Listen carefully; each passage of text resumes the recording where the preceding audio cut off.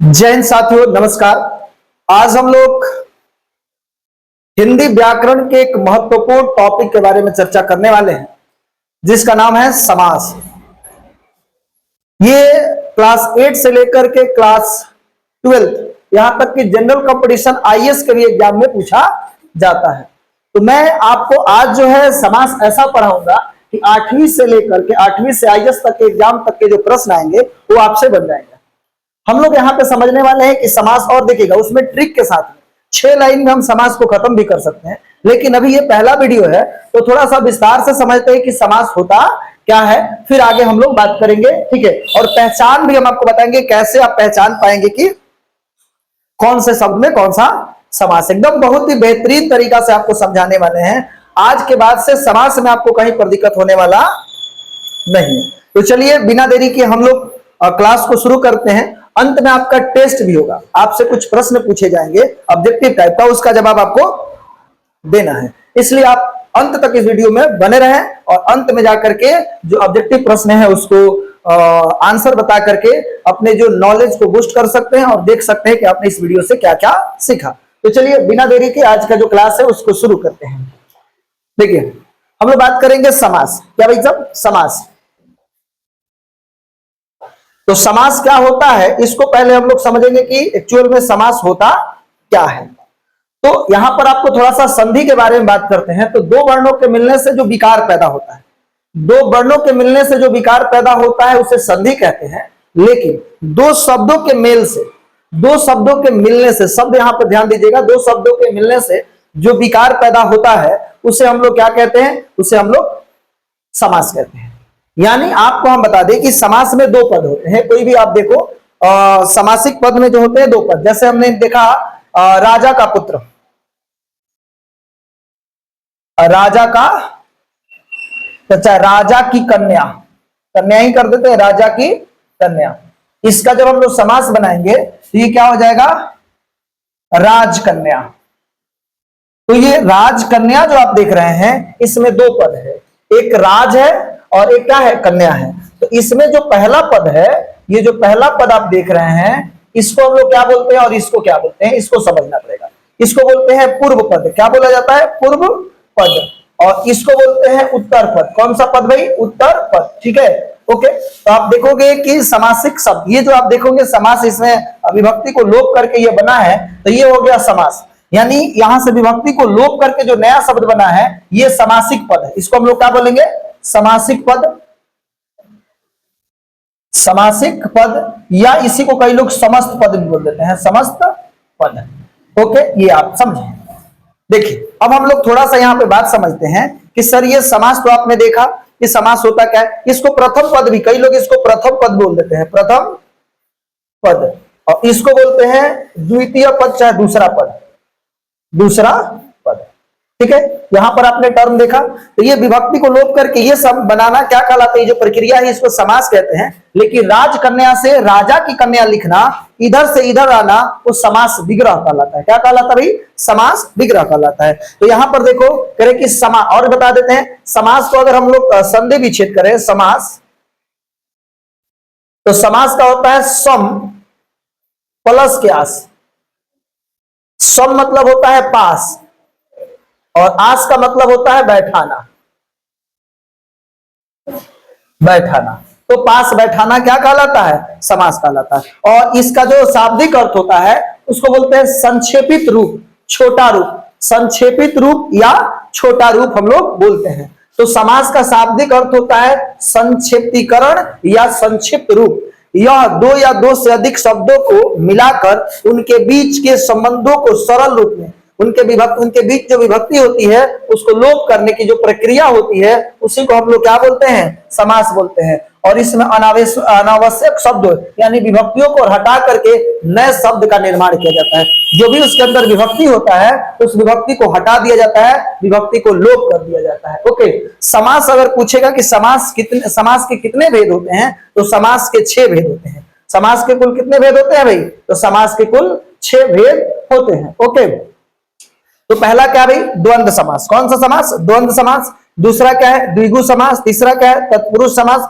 चौथा क्या है? कर्मधारय समास। पांचवा अव्ययी भाव समास, और छठा जो है बहुव्रीहि समास। यानी आप इसमें ऑर्डर का ध्यान नहीं रखोगे, अगर अव्ययी भाव पहले आ जाएगा तो क्या दिक्कत है। यानी मैंने आपको बताया कि समास जो होते हैं समास के 6 भेद, एक एक करके हम लोग सबको पहले समझते हैं, फिर आगे बात करेंगे एग्जाम्पल के थ्रू। आपको बता दें कि अगर आपने ये वीडियो देख लिया तो समास से रिलेटेड आज के बाद से कभी प्रॉब्लम नहीं आएगा, और ये आपको 8वीं क्लास से लेकर के आईएएस के एग्जाम, यूपीएससी के एग्जाम तक आपको हेल्प करने वाला है, इसलिए इसको जरूर देखिए। चलिए तो हम लोग देखते हैं कि भाई हमने बताया कि समास जो होते हैं वो समास के प्रकार होते हैं, द्वंद्व समास, द्विगु समास, तत्पुरुष समास, कर्मधारय समास, अव्ययी भाव समास, बहुव्रीहि समास।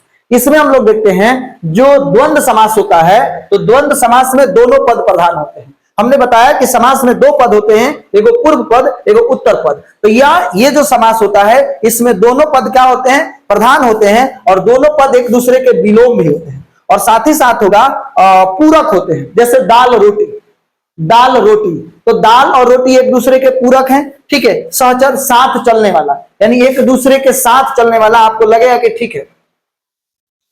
उसके बाद देखिएगा, यानी इसमें दोनों पद प्रधान होंगे और दोनों पद एक दूसरे के विलोम होंगे, पूरक होंगे, सहचर होंगे।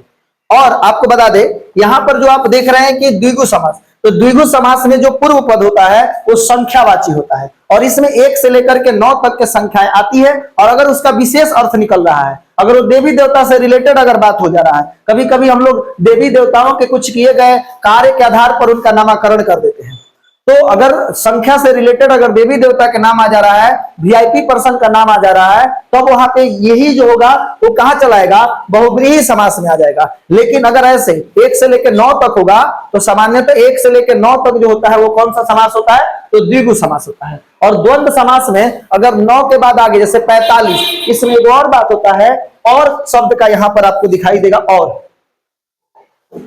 यहां पर और आएगा, और अथवा, जब इसको विग्रह करेंगे तो इसमें और या शब्द आपको मिलेगा, या अथवा भी आपको मिल सकता है। जब विग्रह करेंगे ये चीजें आपको स्पष्ट होगा, तो समझ जाइए कि द्वंद्व होगा। और इसमें क्या होगा, जो पूर्व पद है यानी प्रथम पद जो है वो संख्यावाची होता है। दूसरा जो है तत्पुरुष, तो तत्पुरुष में उत्तर पद प्रधान होता है, यानी दूसरा पद जो होता है वो प्रधान होता है। और समास विग्रह में पूर्व पद के बाद आएगा आपके पास कारक चिन्ह, कारक चिन्ह में क्या हो जाएगा, तो विभक्ति। तो जैसे उसमें आपने देखा होगा कि कारक जो होते हैं, विभक्तियां जो होती हैं वो 8 प्रकार की होती है, कर्ता ने कर्म को करण से, ठीक है, इस तरीका से आपने 8 देखा होगा। लेकिन यहाँ पे हम लोग जानते हैं तत्पुरुष समास के अगर भेद की बात की जाए तो तत्पुरुष समास जो होता है वो 6 भाग में हो जाता है। यानी तत्पुरुष समास के कितने भेद हो जाएंगे, तो तत्पुरुष समास भी 6 प्रकार के हो जाता है, ठीक है। आगे हम लोग देखते हैं कर्मधारय समास। तो कर्मधारय समास में क्या होगा, उपमा, उपमेय और उपमान होगा, यानी एक शब्द जो है दूसरे शब्द की विशेषता बताएगी। जैसे हमने देखा कि काली मिर्च, तो मिर्च कैसी है, काली, तो दूसरा पद प्रधान होगा इसमें।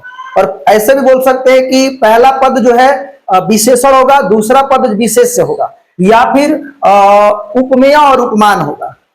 जैसे चंद्रमुखी, चंद्रमा के समान मुख, ठीक है, मुख का विशेषता बताया जा रहा है, मुख के लिए उपमेय दिया जा रहा है कि किसके समान है, चंद्रमा के समान है, तो कर्मधारय में ये होगा। अव्ययी भाव समास के लिए मैं आपको बता दूं, ये सबसे इंपॉर्टेंट है अव्ययी भाव समास। तो अव्ययी भाव समास में जो पूर्व पद प्रधान होता है, पूर्व पद मतलब पहला पद, और इसमें पहला पद उपसर्ग होगा या अव्यय होगा। अव्यय क्या होता है, तो एक शब्द होता है, इसको अभिकारी शब्द भी कहा जाता है। ये एक ऐसा शब्द है जिस पर कारक, लिंग, वचन, काल, किसी चीज का कोई प्रभाव नहीं पड़ता है, उससे उसके अंदर कोई परिवर्तन नहीं होता है, उसी को हम लोग क्या बोलते हैं, अभिकारी शब्द या अवयव शब्द। इसमें क्रिया विशेषण होता है, क्या होता है भाई, क्रिया विशेषण। उसके बाद हम लोग बात करेंगे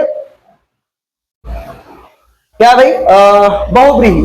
तो बहुव्रीहि में दोनों पद अप्रधान होते हैं, दोनों पद जो होंगे गौण होते हैं, और अन्य पद दूसरा कोई पद आकर के प्रधान हो जाता है, और इसमें ज्यादातर देवी देवताओं के नाम आता है और वीआईपी पर्सन आता है। इसमें आप लोग को एक बात ध्यान देना पड़ेगा अव्ययी भाव समास में, कि यथा बे प्रति भर, अगर पहले लगा हुआ मिल जाए, यथा बे प्रति भर, यथा बे प्रति भर, अगर कहीं मिल जा रहा है यथा बे प्रति भर, यथा बे प्रति भर, तो समझ जाइए कि वो कौन सा समास है, अव्ययी भाव। देवी देवता के अगर नाम मिल जा रहा है, देवी देवता के अगर नाम आपको मिल जा रहा है, तभी आपको समझना है कि कौन सा समास है भाई, देवी देवता के नाम या वीआईपी पर्सन का अगर नाम मिल जा रहा है तो समझ जाइए कि ये क्या है, तो ये बहुव्रीहि समास है। हम लोग एक एक करके एग्जाम्पल के तौर पे समझेंगे और पूरे बात को समझेंगे, ठीक है। तो इसमें द्वंद्व में दोनों पद प्रधान होता है, एक दूसरे के विलोम होते हैं, पूरक होते हैं, सहचर होते हैं। इसमें विग्रह करने पर और या अथवा का चिन्ह यहाँ पर आता है। क्या आएगा भाई? अथवा।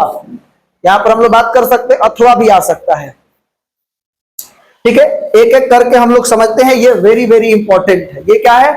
बहुत ही इंपॉर्टेंट है। अब हम लोग आगे बढ़ेंगे, लेकिन उससे पहले अगर आप पहली बार हमारे इस चैनल पर आए हैं तो हमारे इस चैनल को सब्सक्राइब कर दीजिए और बेल आइकन को दबा दीजिए, ताकि आपको जब भी वीडियो डाला जाए तो आपको सबसे पहले नोटिफिकेशन मिलेगा। और 1 से 2 दिन के अंदर में आपको इस यूट्यूब चैनल से क्रैश कोर्स लॉन्च किया जाएगा, जो 2025 में बोर्ड एग्जाम देने वाले हैं उनके लिए। और जो भी क्वेश्चन बैंक और इंपॉर्टेंट गेस्ट क्वेश्चन हो सकता है, और 1 डे 1 चैप्टर खत्म करने की प्रयास किया जाएगा, नहीं तो 1 चैप्टर के लिए 2 वीडियो बनाए जाएंगे। और इंपॉर्टेंट क्वेश्चन, जो प्रश्न आने की जिसकी संभावना हो सकती है, उन सारे प्रश्नों को क्लियर कराया जाएगा। तो जो बच्चे क्लास 10th और 12th दोनों के लिए, अगर आपके भाई बहन अगर आप 12th में देख रहे हैं तो अपने भाई बहन को आप बताइए, ठीक है।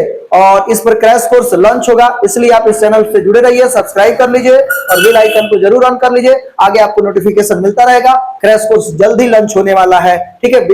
विजयदशमी से हो सकता है कि आपका क्लास शुरू भी हो जाएगा, लेकिन उससे पहले सारे इंफॉर्मेशन आपको बता दिया जाएगा, ठीक है। तो चलिए हम लोग आगे बढ़ते हैं। देखिए, अब हम लोग बात करेंगे द्वंद्व समास। तो द्वंद्व समास में बहुत सारा चीजें हमने आपको बता भी दिया है, इसे थोड़ा सा जल्दी जल्दी फटाफट बात करेंगे। जिस पद में पूर्व पद और उत्तर पद दोनों क्या होते हैं? प्रधान होते हैं। यानी इसमें आप देख रहे हैं कि दोनों पद जो है, दोनों पद, पूर्व पद और उत्तर पद, दोनों पद क्या है भाई? तो प्रधान है। उसे हम लोग कौन सा समास कहते हैं? द्वंद्व समास। यहाँ दोनों शब्दों के बीच और या का भाव आता है, और या अथवा का भाव होता है, ठीक है। यानी खास करके और का ज्यादातर आपको मिलेगा, ठीक है। विशेष ट्रिक, द्वंद्व समास में अक्सर योजक चिन्ह लगा होता है, जिसको हाइफन बोलते हैं। जैसे या, ये वाला या उसके बीच या लगा हुआ मिलता है और इसका लोप हो जाता है। ध्यान से सुनिएगा, जैसे माता पिता, ये जो योजक चिन्ह है, इसी को हम लोग योजक चिन्ह बोलते हैं, हाइफन बोला जाता है। तो इसमें इसको लोप किया गया है, तो कौन सा टर्म आया है? और आया है। तो इसलिए जो माता पिता है वो कौन सा समास हो गया? द्वंद्व समास। राम कृष्ण कौन सा समास है भाई? राम कृष्ण जो है, इसके अंदर भी हाइफन है और एक दूसरे के पूरक भी लग रहा है। राम कृष्ण, सीता राम, ये सब हरे राम एक दूसरे के पूरक है, ठीक है। तो इस सहचर भी है, ठीक है। तो यहां पर हो जाएगा राम कृष्ण, भाई बहन, पाप पुण्य, सुख दुख, ये सारे के सारे कौन से समास हैं? ये दो सारे के सारे कौन सा समास है भाई? द्वंद्व समास। इस तरीका से आप देख सकते हैं। तो द्वंद्व समास में दोनों पद प्रधान है और विग्रह करने पर कौन सा चिन्ह आ जा रहा है भाई? और का साइन आ रहा है। अब यहाँ पर द्वंद्व समास से रिलेटेड जो कुछ बात है, जैसे देवासुर, देव अथवा असुर, देवासुर में क्या हो जाएगा? देव अथवा असुर। जन्म मरण, इसमें क्या है भाई? जन्म मरण। यहां पर देख रहे हैं कि जन्म मरण, इसमें भी क्या है? योजक चिन्ह लगा है और एक दूसरे के व्युत्क्रम है, और विग्रह करने पर क्या आ रहा है? जन्म और मरण। और उसके बाद यहां पर देख रहे हैं कि ये क्या है जी? यहां पर देख रहे हैं आग पानी, एक दूसरे के व्युत्क्रम भी है और इसके बीच योजक चिन्ह भी लगा हुआ है। आग अथवा पानी, लाभ हानि, लाभ अथवा हानि, धर्माधर्म, धर्म अथवा अधर्म, धर्म आधर्म, धर्म आधर्म में हो गया धर्म अथवा अधर्म, ठीक है। शिव पार्वती, शिव और पार्वती, अन्न जल, अन्न और जल, उसके बाद रुपया पैसा, रुपया और पैसा, रुपया पैसा आदि, ठीक है। घास फूस, घास फूस का नाम सुना हो? लोग यहाँ घास फूस खा के थोड़े जीवित रहेगा, आपने ऐसे कहते हुए बहुत बार आपने सुना होगा लोगों को। तो घास फूस आदि, ये सारा का सारा जो है वो कैसा समास है भाई? तो सारा का सारा द्वंद्व समास है। मैं बहुत ज्यादा एग्जांपल आपको लेकर के आया हूं कि इसी तरीका से आपका क्लियर भी हो जाए। पूरे वीडियो को आप इत्मीनान से देखेंगे तो किसी प्रकार का कोई दिक्कत होने वाला नहीं है। तो चलिए हम लोग आगे बढ़ते हैं और लास्ट में आपको ऑब्जेक्टिव भी कराया जाएगा। अब हम लोग बात करेंगे द्विगु समास। तो द्विगु समास क्या होता है? द्विगु जो होता है, जिस समास में पूर्व पद संख्यावाचक हो, क्या हो? ध्यान दीजिएगा, संख्यावाचक हो, उसे द्विगु समास कहते हैं। और इसका अर्थ पूर्व पद में संख्या की प्रधानता होती है। जो पहला पद है, पूर्व पद मतलब प्रथम पद में संख्या जुड़ा होता है। विशेष द्विगु समास में संख्यावाचक शब्द का प्रयोग होता है। जैसे नवरत्न। आगे हम आपको समझेबो करेंगे कि कुछ ऐसे भी समास हैं जो एक साथ कुछ ऐसे शब्द है जो साथ साथ एक साथ में दो समास को रखे रहते हैं, यानी कि एक से अधिक समास हो जाते हैं कई कई शब्दों में। तो उसको भी हम लोग देखेंगे और कैसे होंगे दो शब्द उसके बारे में बात करेंगे। तो नवरत्न, नवरत्नों का समूह, नवरत्नों का समूह, इसमें समूह का भी बोध आ जाता है। तो नवरत्नों का समूह, तो इसमें अंक आ रहा है, तो नवरत्नों का समूह। और ये द्वंद्व समास जो होता है 1 से लेकर के 9 तक में खास तक ये होता है। ठीक है, अगर आपको यहां पर हम बता रहे थे 1 से 9 तक, यहां पर आप देख लो एक और चीज हम बोल देते हैं। अगर कहीं पे आ गया 45, क्या आ गया जी 45, तो 45 क्या होता है जी 40 + 5 होता है। तो इसमें 2 आ रहा है कि नहीं, यानी अंक भी है और 2 है, और का साइन आएगा। तो 45, 46, 86, 96, ये सारा का सारा यानी जो संख्या है ये किस में आ जाएगा, द्वंद्व में आ जाएगा। इसका गलती कभी नहीं करिएगा कि 45 अंक आ रहा है तो आप बोल दोगे कि क्या है, द्विगु है। लेकिन 45, 46, 86, 96, 91 ये सब जो है जिसमें और आ रहा है वो सारे के सारे क्या होंगे, द्वंद्व समास होते हैं। इसको आप कंफर्म रखेंगे। ठीक है, कई बार लोग गलत बता देते हैं, लेकिन 45, 46, 47, 48, 49 जिसको दो बात में तोड़ने पर, जैसे 46 है, 86 है, 80 और 6, 80 और 6 86, और आ रहा है कि नहीं आ रहा है, तो आएगा तो समझ जाइए कि कौन सा समास है भाई, द्वंद्व समास है। राइट, चलिए अब यहां पर जो बात कर रहे थे तो इसमें 1 से लेकर 9 तक ही अंक ज्यादातर देखने को आपको मिलेगा। नवरत्न, नवरत्नों का समूह, सप्तद्वीप यानी 7 द्वीपों का समूह, क्या हो जाएगा 7 द्वीपों का समूह। और इसमें समूह और समुदाय मिलेगा, क्या मिलेगा, समूह या समुदाय शब्द आपको देखने को मिलेगा। जब विग्रह आप करेंगे तो समुदाय और समूह का भी बात इसके अंदर आएगा।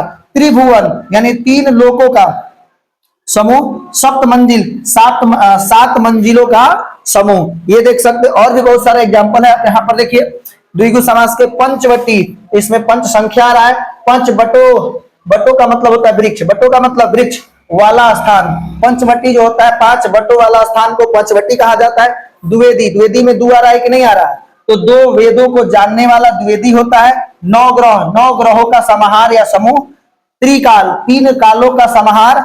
एकांकी, 1 अंक वाला नाटक, एकांकी जो होता है 1 अंक वाला नाटक को हम लोग एकांकी कहते हैं। 9 रत्न, 9 रत्नों का समाहार। तो इसमें ज्यादातर आप देख रहे हैं कि 1 से लेकर के 9 तक के अंक आ रहे हैं। ठीक है, तो ज्यादातर आपको देखने को मिलेगा। लेकिन 45, 46, 86 जो है वो द्वंद्व में चला जाएगा। 46, 41, 40 और 1, 40 और 1, ये सब और भी आ जा रहा है तो द्वंद्व में चला जाएगा। लेकिन 1 से 9 तक होगा वो द्विगु होगा। राइट, आप समझ गए होंगे। आगे बढ़ा जाए, दूसरा देख रहे हैं कर्मधारय समास। तो कर्मधारय समास क्या होगा भाई, तो कर्मधारय समास हम बता देते हैं जिस समास में पूर्व पद विशेषण होता है। पूर्व पद, पूर्व पद मतलब पहला पद, पूर्व पद क्या होगा, विशेषण। विशेषण का मतलब जो शब्द विशेषता बताता है उसे हम लोग क्या बोलेंगे, विशेषण। और उत्तर पद विशेष से होता है, यानी जिस शब्द की विशेषता बताया जाता है उससे विशेष से कहते हैं। और विशेषण कौन होता है भाई, तो विशेषता बताने वाला शब्द जो होता है वो विशेषण होगा, और जिसकी विशेषता बताएगा वो विशेष से होगा। ठीक है, तो यहाँ पर उपमा और उपमेय जिस तरीका से आप समझ रहे थे, जैसे चंद्रमुख, चंद्रमुख तो मुख कैसा है, तो मुख की विशेषता बताया जा रहा है। और चंद्रमुख किससे है, किसके समान है, चंद्रमा के समान है। ठीक है, तो उपमा और उपमेय और उपमान होता है, 2 शब्द होता है। उसी तरीका से विशेषण और विशेष से होता है। विशेषण जो शब्द विशेषता बताता है, और जिस शब्द की विशेषता बताता है वो विशेष से होता है। आप समझ गए होंगे मेरे बात को। ठीक है, तो इसमें पूर्व पद जो होगा, पहला पद विशेषण होगा और उत्तर पद विशेष से होगा। उसे हम लोग कौन सा समास बोलेंगे, कर्मधारय समास कहते हैं। और इसमें विशेषता बताने वाले शब्दों के साथ वस्तु या व्यक्ति हो सकता है, यानी विशेषता बताने वाले शब्द के साथ क्या हो जाएगा, तो जो विशेषता बता रहा है। जैसे हमने यहाँ पर काली मिर्च बोला, काली मिर्च, तो काली मिर्च, तो मिर्च की विशेषता बताया जा रहा है कि मिर्च है जो काली, काली है जो मिर्च, यानी मिर्च कैसी है, काली है। तो यानी आपने देखा होगा कि विशेषता बताने वाले शब्द के साथ वस्तु हो सकता है या व्यक्ति हो सकता है। ठीक है, तो ये क्या हो गया भाई, काली मिर्च, तो काली है जो मिर्च। नील कमल, नीला है जो कमल। पीतांबर, पीला है जो अंबर, अंबर का मतलब होता है वस्त्र, अंबर का मतलब होता है वस्त्र। लेकिन ये अगर स्पेशल केस में चला जाएगा, विष्णु जी की बात होने लगेगी, तो ये बहुव्रीहि हो जाएगा। उसके बारे में भी हम बात करेंगे, क्योंकि आपको कंफ्यूजन हो रहा होगा कि सर हम लोग तो याद किए हैं कि पीतांबर जो होता है वो बहुव्रीहि होता है, तो वहां पर आपको ये डिस्क्राइब किया रहेगा। पीला है जो अंबर अगर कहेगा तो उसको हम लोग बोलेंगे पीतांबर, और पीतांबर कर्मधारय समास हो जाए। तो उसके साथ में जो बात दिया रहा था उससे भी हम लोग को समझना पड़ेगा। चंद्रमुखी, तो चंद्रमुखी चंद्रमा के समान मुख है, तो ये मुख किसके समान है, तो मुख जो है उपमेय है और उपमान जो है चंद्रमा है। ठीक है, यहां पर आपने देख लिया।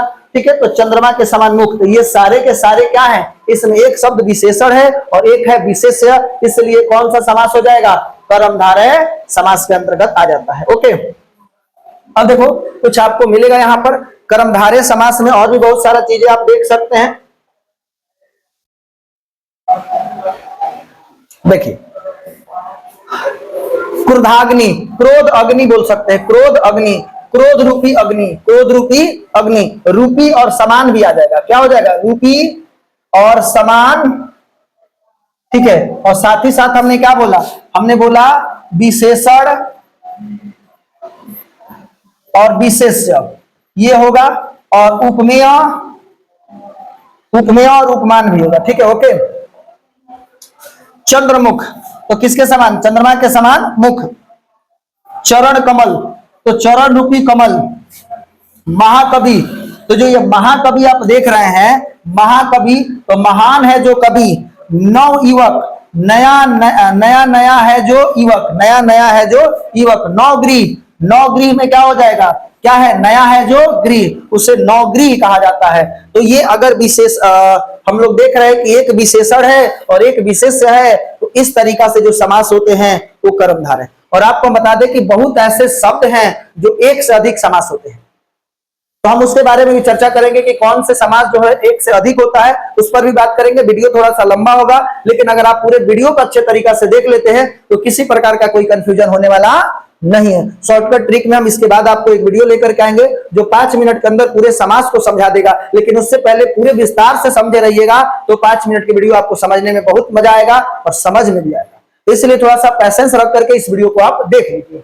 चलिए, अब देखो, जो भी कंफ्यूजन होगा लास्ट में हम उस कंफ्यूजन को आपको क्लियर कर देंगे ना, क्रिस्टल एंड क्लियर, किसी प्रकार का कोई डाउट नहीं रहेगा, पूरे डाउटलेस क्लास होगा। ओके, चलिए, और आपको बता दें कि इस चैनल पर फिर से हम आपको बता रहे हैं कि इस चैनल पर आपको क्रैश कोर्स भी मिलने वाला है, वो भी बिल्कुल फ्री, एक भी पैसा नहीं लगेगा। विजयदशमी के अवसर पर और ये दुर्गा पूजा, ये जो नवरात्र है, नवरात्र को समर्पित है ये कोर्स, और आपको एक भी पैसा आपको देने की जरूरत नहीं पड़ेगी, आपको बिल्कुल आपके लिए फ्री ऑफ कॉस्ट पढ़ाया जाएगा। ठीक है, अव्ययी भाव समास, तो अव्ययी भाव समास को हम आपको बहुत अच्छे तरीका से समझाएंगे, ध्यान दीजिएगा। अव्ययी भाव समास क्या होता है, तो जिस समास में पूर्व पद अव्यय होता है, अव्यय हो, अभिकारी शब्द हो, अभिकारी शब्द, अभिकारी शब्द, अभिकारी हो, अव्यय का अर्थ होता है जो कभी परिवर्तित ना हो, जिस पर लिंग, वचन, कार, कालक, काल का किसी प्रकार का कोई प्रभाव नहीं पड़ता है, उसे ही अव्ययी भाव समास कहते हैं। और इसमें पहला पद अव्यय होता है, उपसर्ग होता है, अभिकारी शब्द होता है, और जबकि दूसरा पद कोई अन्य पद होता है। ठीक है, ट्रिक जो है, प्रत्येक में उपसर्ग वाला शब्द अव्ययी भाव समास कहलाता है, उपसर्ग होता है। लेकिन हम आपको बता देते हैं, ध्यान रखिएगा, बहुत ज्यादा आप चीजों को क्लियर कर लेंगे। आप याद रखोगे यथा, यथा, बे, प्रति, भर, प्रति, भर, आ, अगर ये सब उपसर्ग लिख रहा है आपको, उपसर्ग मतलब वे शब्दांश जो शब्द के पहले लग करके उसके अर्थ को बदलता है, यानी सब पहले लगेगा, तो ये अगर यथा, बे, प्रति, भर अगर आपको दिख रहा है तो समझ जाइए कि कौन सा समास है भाई, कौन सा समास है, अव्ययी भाव समास है।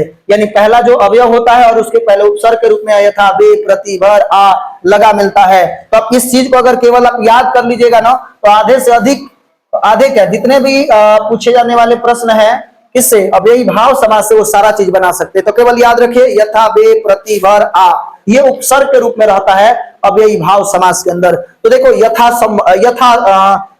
स्थान, तो यथा स्थान में यथा आया कि नहीं आया, तो स्थान के अनुसार आजीवन, तो जीवन के पहले उपसर्ग आ आया कि नहीं आया, तो ये क्या है भाई, ये जो है आपके पास सारा का सारा क्या है, अव्ययी भाव समास है। प्रतिदिन, तो प्रतिदिन में आप देख रहे हैं कि प्रतिदिन में प्रति उपसर्ग आया है कि नहीं आया है। यथा समय, तो यथा आया है कि नहीं आया है। अब एक और बात, जब दो शब्द दो बार आ जाए, माने एक ही शब्द दो बार रिपीट हो जाए, हाथों हाथ, रातों रात, धीरे धीरे, मेरे को गाना याद आ जा रहा है, धीरे धीरे मेरे जिंदगी में आना और तबाही मचा के चले जाना। ठीक है, तो ऐसा नहीं है, जो शब्द दो बार आ जाए, रातों रात, हाथों हाथ ना, एक ही शब्द दो बार आए वो शब्द सब क्या होते हैं, अव्ययी भाव समास होते हैं। यानी एक शब्द दो बार। यहां पर एक और बात लिखिए, एक शब्द जो है, एक शब्द, एक शब्द कितना बार आए, दो बार।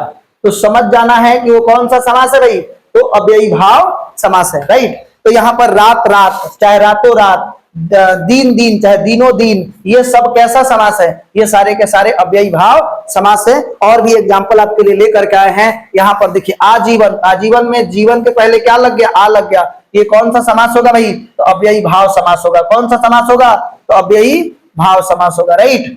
चलिए, निर्विवाद, तो इसमें विवाद में नीर आया है कि नहीं आया, तो ये भी एक उपसर्ग है कि नहीं है, तो ये भी क्या, बिना विवाद के, तो ये भी हो जाएगा अव्ययी भाव समास। प्रतिदिन माने हर एक दिन, प्रत्येक दिन। जवाब में आ गया ला, ला उपसर्ग आया कि नहीं आया, तो ये भी क्या हो जाएगा, अव्ययी भाव समास। भरपेट, भर आया कि नहीं आया, तो भरपेट भी जो है वो अव्ययी भाव समास है। बारंबार, बा आया कि नहीं आया, तो ये भी क्या हो जाएगा, कई बार हो गया। दिनों दिन, इसमें दिनों दिन दो बार आ गया, इसका मतलब दिन के बाद दिन। रातों रात, बेईमान, बेईमान, बेइज्जत, यानी बे उपसर्ग वाला अगर कोनो शब्द है तो सारा का सारा जो होगा अव्ययी भाव समास होता है। यानी आपने देखा कि हमने बोला था यथा बे प्रतिभर, यथा बे प्रतिभर आ, ये सब अगर उपसर्ग के रूप में आ रहा है तो समझ जाइए कि वो कौन सा समास होगा भाई, यथा बे प्रतिभर। अगर ये आ रहा है तो सारा का सारा जो है अव्ययी भाव समास होगा। चलिए हम लोग जल्दी जल्दी कवर करते हैं, समय ज्यादा हो जाएगा, ठीक है। बहुव्रीहि समास, कौन सा समास भाई, बहुव्रीहि समास, इसको समझते हैं। तो बहुव्रीहि समास क्या होता है, तो आपको बता देते हैं। इसमें दोनों पद जो होता है अप्रधान होता है। अप्रधान का मतलब है कि गौण होता है, मेन नहीं होता है, ठीक है। तो इसको देख लीजिए, करे कि जिस समास में दोनों पदों के माध्यम से एक विशेष तीसरे अर्थ का बोध होता है, यानी दोनों पद अप्रधान हो जाते हैं और किसी अन्य पद जो होता है उसके अंदर आकर के प्रधान हो जाता है, उसको हम लोग बोलते हैं बहुव्रीहि समास। यानी दोनों पद जो है, पूर्व पद और उत्तर पद क्या है, दोनों अप्रधान है और कोई तीसरा पद आकर के प्रधान हो जाता है। और इस समास की विशेषता यह होती है कि इसमें जो पद होते हैं उनका प्रयोग उस व्यक्ति या वस्तु के लिए नहीं होता है जिसका उस पद में सीधा संबंध है। तो इसका मतलब इसमें जो पद दिया गया है उससे कोई मतलब नहीं होता है, एक तीसरा पद आकर के उसके अंदर क्या हो जाता है, प्रधान हो जाता है, बल्कि यह एक प्रकार का विशेषण बन जाता है। क्या बन जाता है, विशेषण बन जाता है। जैसे आपने देखा होगा दशानन, तो दशानन का मतलब 10 मुख वाला, तो ये दशानन से कोई मतलब ही नहीं है। एक तीसरा अर्थ क्या आ गया, रावण, तो रावण क्या हो गया, एक वीआईपी पर्सन हो गया, इसलिए क्या हो गया, दशानन जो है बहुव्रीहि समास। त्रिनेत्र, तो तीन नेत्र वाला तो कौन है भाई, एक विशेष अर्थ मिल गया, वो शिव के बारे में बात कर रहा है, वीआईपी पर्सन के बारे में, देवी देवता के बारे में बात कर रहा है, तो ये कौन सा समास होगा, बहुव्रीहि। लंबोदर, तो लंबा है उदर जिसका, चाहे लंबा उदर है जिसका, ये सारा क्या हो जाएगा, किसके लिए बात हो रही है, तीसरा पर्सन आ जा रहा है, तीसरे देवी देवता का नाम आ जाएगा, गणेश जी आ गए, ठीक है। गिरिधर, गिरिधर कौन है, श्री कृष्ण हो गए, श्री कृष्ण। और विष्णु जी, ये एक दूसरे के अवतार हैं, तो इसलिए कहीं कहीं पर कृष्ण जी की जगह पर विष्णु जी आ जाएगा तो आपको ज्यादा प्रॉब्लम नहीं करना है, दोनों लगभग सेम ही बात होता है, दोनों लगभग क्या है, सेम बात है, ठीक है। अब आगे हम लोग बात करते हैं भाई, इससे रिलेटेड जो प्रश्न है, क्या है भाई, आप देख सकते हो यहां पर, आप बताओ ये कौन सा समास होगा, निशाचर। तो निशाचर का मतलब हो जाएगा, निशाचर का मतलब क्या हो गया भाई, निशाचर, निशाचर वह जो निशा में आचरण करने वाला, नींद में चलने वाला, रात में चलने वाला, निशा, ये कौन सा हो जाएगा, राक्षस के लिए बात हो रहा है, तो निशाचर कौन सा समास होगा, निशाचर जो होगा वो बहुव्रीहि समास होगा। वज्रपाणी, वह जिसके पाड़ी यानी हाथ में, पाड़ी का मतलब हो गया हाथ में वज्र है अर्थात इंद्र, और कौन होगा, ये भी कौन सा समास होगा, बहुव्रीहि समास होगा। चक्रपाणी, वह जिसके पाड़ी में, पाड़ी मतलब हाथ में चक्र है अर्थात कृष्ण जी, विष्णु जी भी हो सकता है, ये क्या होगा भाई, बहुव्रीहि समास। कुसुमसर, कुसुम सर का मतलब होता है वह जिसके कुसुम के सर, सर मतलब होता है बाण, सर का मतलब क्या होता है, बाण, यानी इसको बोलते हैं कामदेव, ये देवता का नाम हो गया कुसुम सर, ये आप लोग याद रखिएगा, ठीक है, स्पेशल केस में आ जाएगा, ठीक है। आशुतोष, वह जो थोड़े में आंसू तुष्ट हो जाते हैं, यानी शिव, क्या है भाई, तो शिव कौन है जी, आशुतोष, शिव का नाम है। वाग्देवी, वाग्देवी यानी वह जो वाक यानी भाषा, वाक का मतलब क्या होता है, भाषा की देवी अर्थात सरस्वती, वाग्देवी, वाग्देवी का मतलब क्या हो गया, सरस्वती के बारे में बात हो रही है, तो वाग देवी जो होगा वो भी क्या हो जाएगा, बहुव्रीहि। और जो भी एग्जाम्पल लेकर के आया गया है बहुत ही चुन करके लाया गया है, तो आप इसको जरूर देखेंगे। गिरिजा, गिरिजा वह जो गिरि, हिमालय, गिरि का मतलब हो जाएगा हिमालय, ध्यान दीजिएगा, गिरि मतलब हिमालय की पुत्री है अर्थात पार्वती, कौन हो जाएगी, तो गिरिजा का मतलब हो गया पार्वती, और ये भी कौन सा समास हो जाएगा, तो बहुव्रीहि समास। अंत में हम आपको ऑब्जेक्टिव प्रश्न भी कराने वाले हैं, थोड़ा सा वीडियो लंबा हो जाएगा लेकिन आप पैसेंस के साथ जरूर देखें, और इसे आज जो है समास का तह समास कर देंगे हम लोग, पूरे तरीका से समझ जाएंगे, कभी आपको कोई प्रॉब्लम होने वाला नहीं है। बहुव्रीहि के बाद लास्ट जो है उसको हम लोग समझेंगे तत्पुरुष समास। तत्पुरुष समास के होते हैं 6 भेद। तत्पुरुष समास के कितने भेद, 6 भेद होते हैं, उसको एक एक करके समझेंगे, थोड़ा सा जल्दी जल्दी समझते हैं। तो जिस समास में पूर्व पद गौण होता है, पूर्व पद मतलब पहला पद गौण होता है और उत्तर पद प्रधान होता है, उसे तत्पुरुष समास कहते हैं। और तत्पुरुष समास के अंतर्गत कई प्रकार के भेद है। इसमें आपको देखना है कि इसमें प्रथम पद जो होगा, पूर्व पद जो होगा वो गौण होगा, उत्तर पद प्रधान होगा, लेकिन यानी पूर्व पद के बाद पूर्व पद के साथ कारक चिन्ह आता है, विभक्ति चिन्ह आता है, कारक चिन्ह आता है। को जितने कर्ता, कर्म को, करण से, आपादान से, ये सारा चीज जो विभक्ति चिन्ह है वो सारा का सारा आता है, एक एक करके हम लोग समझेंगे। जैसे ये इसके जो भेद है, पहला भेद हम लोग बात करने वाले हैं वो क्या भाई, वो है कर्म तत्पुरुष। तो कर्म को, इसका जो विभक्ति होता है कर्म का, तो इसके लिए क्या होता है, को विभक्ति होता है। तो ट्रिक है, को का लोप होता है। तो ध्यान से सुनिए, जब उसको अगर हम अलग करते हैं, अलग करेंगे तो उसमें क्या निकल करके आए, को अगर आ रहा है, जैसे गिरिधर, गिरी को धारण करने वाला, गिरी को धारण, तो इसमें क्या आ रहा है, को। तो ये तत्पुरुष समास है। ये कौन सा समास है, तत्पुरुष समास है। लेकिन कौन सा तत्पुरुष समास अगर पूछ दे, हालांकि आपके क्लास 12 के बोर्ड एग्जाम में ये नहीं पूछेगा कि ये तत्पुरुष है तो कौन सा तत्पुरुष है, ऐसा आपसे नहीं पूछने वाला है। तो केवल तत्पुरुष याद रखेंगे, लेकिन मैं समझा रहा हूं तो थोड़ा सा बता ही देते हैं, ठीक है। वीर भक्त, वीर का भक्त, वीर भक्त यानी कि इसमें क्या आ गया, का आ गया, तब ये कौन सा होता है, को। तो इसके अंदर ये कौन सा समास हो जाएगा, वीर को भक्त, चाहे वीर का भक्त, तो ये कौन सा हो जाएगा, कर्म तत्पुरुष हो जाएगा। दूसरा आप देख लो यहाँ पर करण, तो करण क्या होता है, करण से, इसका जो विभक्ति होता है वो क्या होता है भाई, तो इसका जो विभक्ति होता है करण से, और से वाला जो संयुक्त, जैसे कलम से लिखना, कलम से, तो कलम पकड़ के ही लिखते हैं ना, वो वाला से। तो ट्रिक, जहां करण कारक हो, क्या हो भाई, जहां करण कारक का चिन्ह का लोप होता है, करण कारक, तो करण कारक चिन्ह क्या होता है, से होता है। जैसे जन्मजात यानी जन्म से, जन्मजात यानी जन्म से उत्पन्न, जन्मजात माने जन्मे से, जब से पैदा हुआ है तबे से।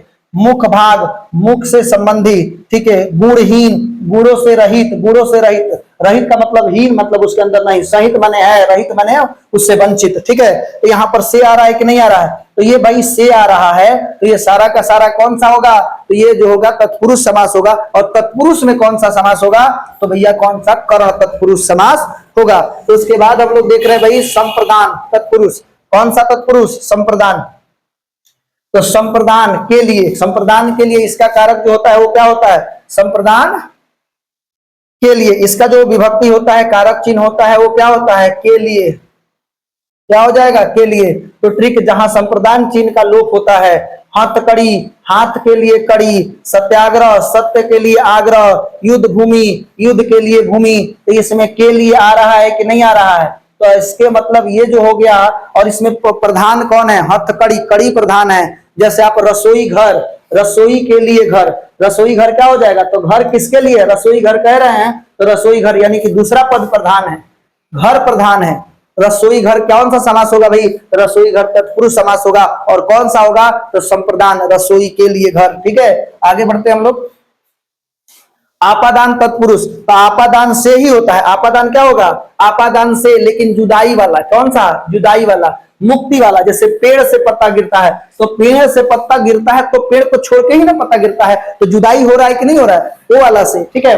तो ये कह रहे हैं कि जहां आपादान कारक चिन्ह का लोप होता है, जैसे निर्भय, तो भय से रहित, भय से मुक्त, भय से मुक्त, उसी को बोलते हैं निर्भय। उसके बाद जलज यानी जल में उत्पन्न, जल में उत्पन्न, तो ये थोड़ा सा अलग एग्जांपल है। आप ऐसे बोल सकते हैं रीढ़ मुक्त, रीढ़ से मुक्त, रीढ़ मुक्त। धनहीन, धन से हीन, धनहीन, ऋण मुक्त, ये सारा का सारा जो होगा तत्पुरुष समास होगा। और कौन सा होगा भाई? तत्पुरुष समास होगा। और कौन सा होगा?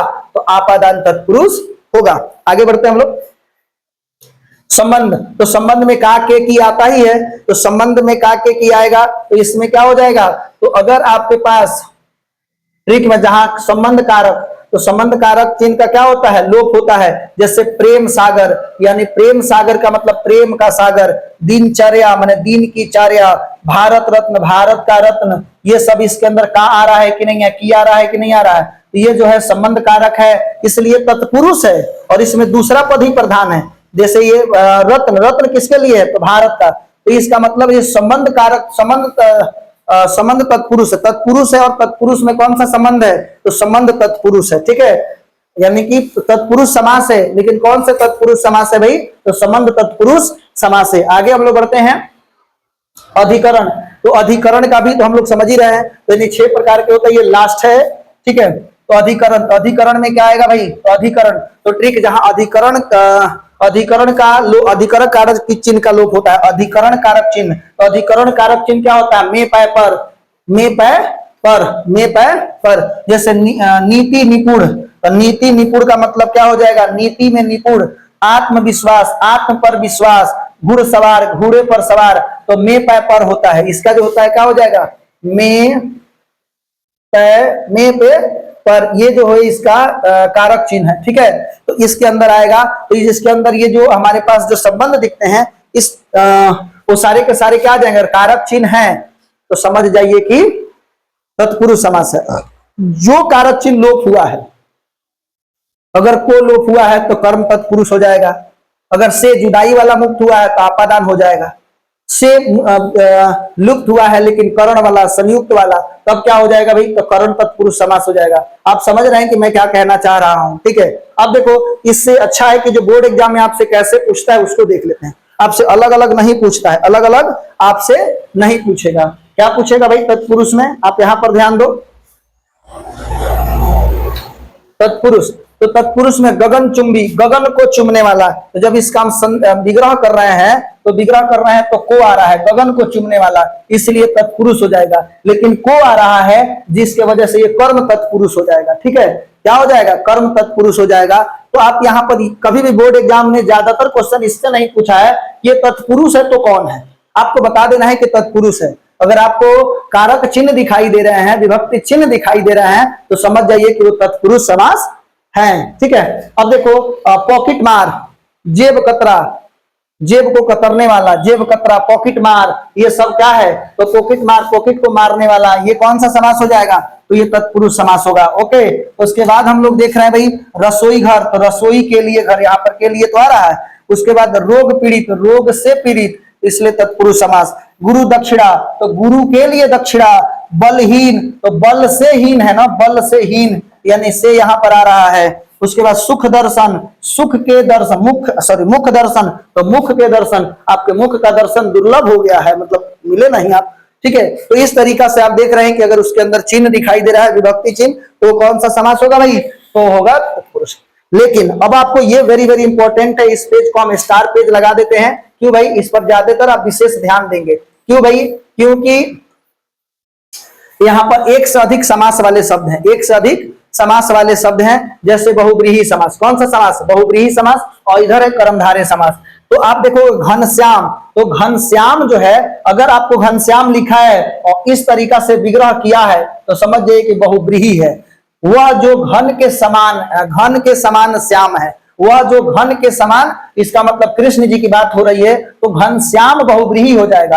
लेकिन घनश्याम को ऐसे किया है, घन के समान है तो श्याम, घन के समान है जो श्याम, तो ये हो जाएगा कर्मधारय। तो डिपेंड कर रहा है कि इसकी व्याख्या किस तरह के दिया हुआ है, ठीक है। कमल नयन, तो कमल नयन जो है ये दोनों समास है। कमल नयन आपके पास बहुब्रीहि भी है और कर्मधारय।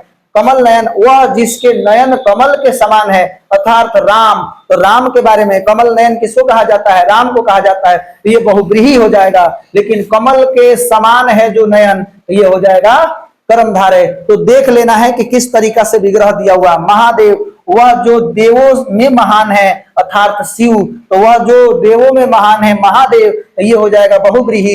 लेकिन महान है जो देव अगर कह दिया, अगर इस तरीका से विग्रह किया महान है जो देव वो कर्मधारय, इस पेज को आप बहुत बेहतरीन तरीका से लिखोगे, ठीक है। उसके बाद क्या है भाई, नीलो उत्पन्न, वह जो नीला उत्पल, यानी उत्पल का मतलब होता है कमल, अर्थात इंद्रीवर, इंद्रीवर जो है ये अगर कह दिया तो नीलोत्पल जो है वो क्या हो जाएगा बहुब्रीहि समास, और नीला है जो उत्पल ये क्या हो जाएगा, ये कर्मधारय समास होगा। तो विग्रह किस तरीका से किया हुआ है आपको ऑब्जेक्टिव में दिया रहता है, साइड में विग्रह दे देता है, उसको समझना होगा। लंबोदर, वह जिसका उदर लंबा है अर्थात गणेश जी, अगर गणेश जी आ रहा है तो बहुब्रीहि हो जाएगा, लंबा है जो उदर वो क्या हो जाएगा, कर्मधारय हो जाएगा।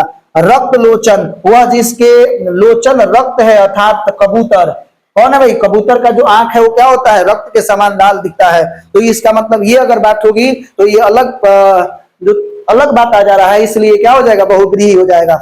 रक्त है जो लोचन, अगर ऐसा विग्रह दिया हुआ है तो कर्मधारय होगा, इस पर आपको विशेष ध्यान होना चाहिए। अब देख लीजिए और भी है, त्रिलोचन, तो अगर त्रिलोचन दिया है तो त्रिलोचन वह जिसके तीन लोचन हैं अर्थात शिव, अगर ऐसा है तो बहुब्रीहि समास होगा।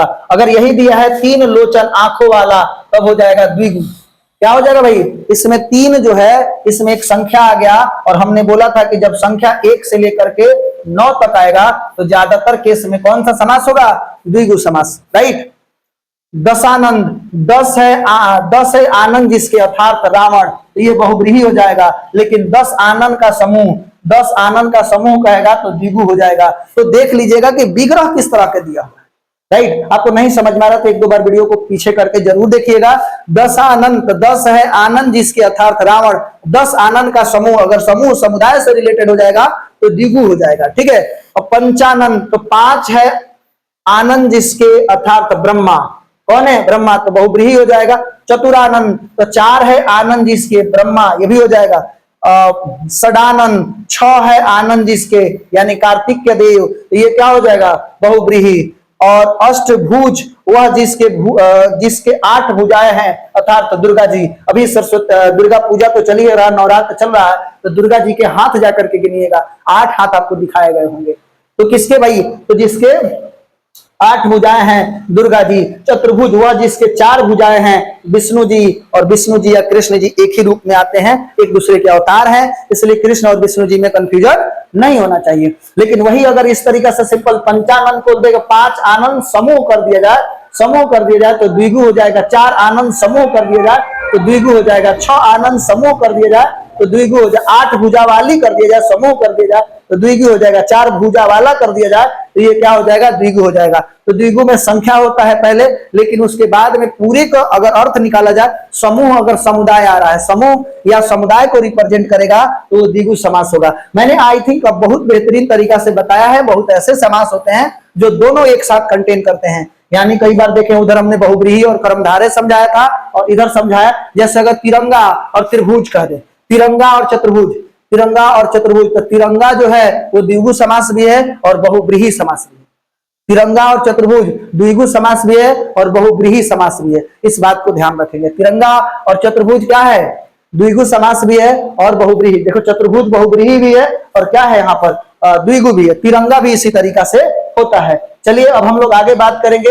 अब हम लोग बात करेंगे भाई इसके जो ऑब्जेक्टिव प्रश्न है, और फटाफट सारे लोग तैयार हो जाइए। क्या आप सब तैयार हैं? अगर तैयार है तो लाइक कीजिए और यस लिखिए। सारे लोग तैयार हैं? सारे लोग अगर तैयार हैं तो यस लिखिए। सभी लोग तैयार हैं? यस टाइप कीजिए। जब तक अधिक से अधिक यस नहीं आएगा आगे प्रश्न नहीं बढ़ेगा। सभी लोग यस टाइप कीजिए। क्वेश्चन जो भी प्रश्न है फटाफट बनाना है। 2 मिनट के अंदर 15 क्वेश्चन को धुआं धुआं करा देना है, ठीक है।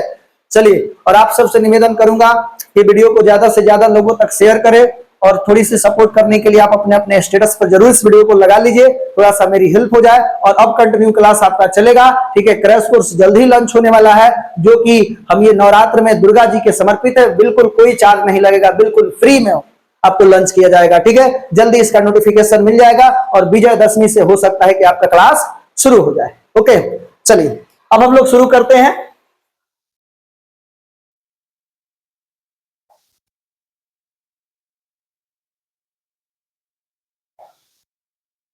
जो पहला प्रश्न आपके सामने है, सारे लोग कमेंट करके बताएंगे समास का शाब्दिक अर्थ क्या होता है। आपके पास चार ऑप्शन है, विस्तृत रूप, संक्षिप्त रूप, नए शब्द का निर्माण, उपयुक्त सभी। क्या होगा? तो विस्तृत रूप तो होता ही नहीं है, तो क्या होगा आंसर? सभी लोग कमेंट करके बताइए। इसका जो आंसर होगा भाई तो संक्षिप्त रूप हो जाएगा, यानी ऑप्शन नंबर बी जो है वो राइट है। ऑप्शन नंबर बी जो है वो क्या है? राइट है। चलिए आगे हम लोग बढ़ते हैं। नेक्स्ट प्रश्न क्या है भाई? समास के कितने भेद होते हैं? सारे लोग कमेंट कीजिए, सभी लोग कमेंट कीजिए, समास के कितने भेद होते हैं। आप अपनी पावर दिखा दीजिए, शिक्षा सारथी एकेडमी का जो पावर है, और दिखाइए। थोड़ा सा मेहनत आप लोग कीजिए, और अगले साल जो है रिकॉर्ड भौकाल मचा देना है। और मैं आपके साथ हूं, आप मेरा साथ दीजिए, हम आपके साथ हैं। तुम बेसहारा हो तो किसी का सहारा बनो, तुमको अपने आप ही सहारा मिल जाएगा। ठीक है, इसी लाइन के साथ हम लोग धुआं धुआं छोड़ा देंगे। थोड़ा सा मेहनत आप लोग कीजिए और सपोर्ट जरूर कीजिए। शेयर इस वीडियो को इतना कीजिए कि बहुत जगह तक ये पहुंच जाए वीडियो, जो नहीं देखने वाला है वो भी दिखे। अगर कोई सुझाव देना चाहते हैं तो कमेंट बॉक्स खुला हुआ है, और आप हमारे नंबर पर भी कॉल कर सकते हैं। हमारा नंबर जो है वो क्या है भाई? आप हमारे नंबर पे कॉल करके हमसे बात कर सकते हैं, 8804591897 पर। ये मेरा पर्सनल नंबर है। अभी मैं इतना बड़ा नहीं हूं कि आपका कॉल नहीं उठा पाएंगे, जरूर मैं स्वयं उठाऊंगा। आप मेरे से अगर बात करना चाहते हैं तो बात कर सकते हैं। चलिए हम लोग बात करते हैं समास के कितने भेद होते हैं। बहुत सारे बच्चों ने बताया कि 6 भेद होते हैं, बिल्कुल सही जवाब है। समास के कितने भेद होते हैं? 6। चलिए आगे बढ़ते हैं फटाफट। राजकुमार में कौन सा समास है? तो राजकुमार में कौन सा? राजा का कुमार, तो इसमें तत्पुरुष समास है। कौन सा भाई? बिल्कुल सही, बहुत सारे बच्चे जवाब दे रहे हैं, सही तत्पुरुष समास है। ठीक है, आगे बढ़ा जाए थोड़ा सा जल्दी फटाफट। रातों रात, मैंने बोला था कि एक ही शब्द 2 बार आ जाए, हाथों हाथ, रातों रात। ठीक है, तो उसको क्या बोला जाएगा? उसको बोलेंगे अव्ययी भाव समास। तो ऑप्शन नंबर कौन सा सही है? ऑप्शन नंबर बी जो है वो राइट है। आगे बढ़ा जाए, उसके बाद पंचमुखी। तो पंचमुखी में कौन सा समास है? तो पंचमुखी, तो आपको यहाँ पर देखिए बहुव्रीहि तो दिख नहीं रहा है, और इसमें अंक दिख रहा है 5, तो क्या हो जाएगा भाई? द्विगु होगा। कौन सा होगा? ऑप्शन नंबर सी जो होगा वो राइट होगा। अब देख लीजिएगा, कभी ऐसा नहीं करेगा कि बहुव्रीहि और द्विगु दे देगा। अगर देगा ऐसा तो उसके अंदर विग्रह कर देगा। आपको विग्रह ध्यान पे देना पड़ेगा कि विग्रह कैसा किया है। ठीक है, समूह वाला विग्रह किया। अगर ऐसा किया समूह का रिप्रेजेंटेशन हो रहा है तो समझ जाइए कि द्विगु है, और किसी एक तीसरे पद का प्रधानता दिखा दे रहा है तो समझ जाइए कि वो क्या है? बहुव्रीहि है। मेरे बात आपको समझ में आया होगा। तो चलिए आगे हम लोग बढ़ते हैं फटाफट। भाई बहन एक दूसरे के विलोम है, एक दूसरे के पूरक है, तो कौन सा समास होगा? तो एक दूसरे के पूरक हमने इसको बोला था। कौन सा समास? सारे लोग कमेंट कीजिए। बिल्कुल सही, राइट राइट। चलिए आंसर जो होगा क्या होगा? ये जो होगा द्वंद्व समास होगा। अब नेक्स्ट प्रश्न जो है लाठी चोर, लाठी को चुराने वाला, तो लाठी चोर कौन सा समास होगा? सभी लोग कमेंट करके बताइए। लाठी चोर, लाठी को चुराने वाला, इसमें विभक्ति आ रहा है कि नहीं आ रहा है? अगर विभक्ति आएगा तो क्या हो जाएगा भैया? अगर विभक्ति आएगा तो तत्पुरुष के समान होगा, तत्पुरुष समास होगा। ओके, उसके बाद है दशानंद। 10 है आनंद जिसके, 10 है आनंद जिसके, अगर इसमें बहुव्रीहि दिया है तो बहुव्रीहि ही होगा। ओके, आगे बढ़ा जाए फटाफट। सारे लोग कमेंट कीजिए। नीलकंठ, नीला है जिसका कंठ, तो ये भी क्या हो जाएगा भाई? बोलिए, बिल्कुल सही जवाब। सभी लोग कमेंट कीजिए, बिल्कुल कौन सा होगा? आप लिखिए ऑप्शन कौन सा सही है जी, सभी लोग लिखिए।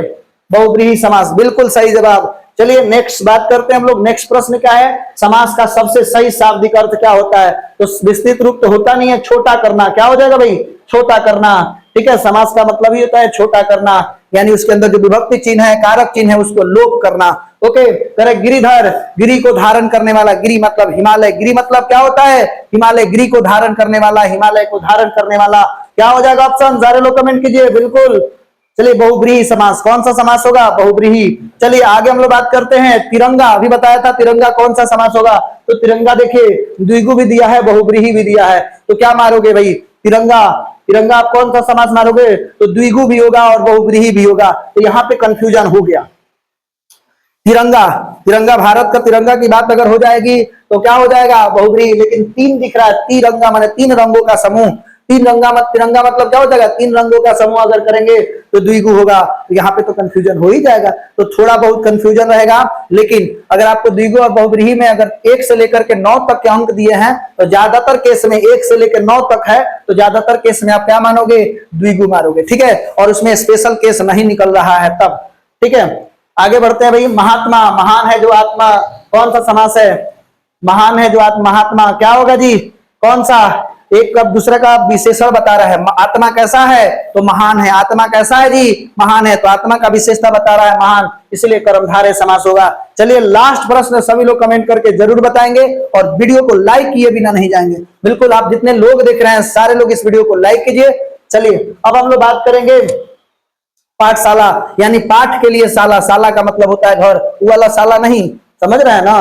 तो पाठशाला, तो पाठ के लिए शाला, इसका मतलब क्या हो जाएगा, तो के लिए आ रहा है, तो तत्पुरुष समास होगा कि नहीं होगा।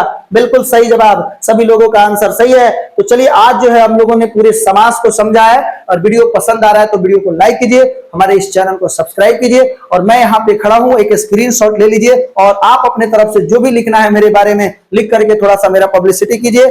थैंक यू, धन्यवाद। स्क्रीनशॉट ले लीजिए सभी लोग। चलिए थैंक यू, धन्यवाद।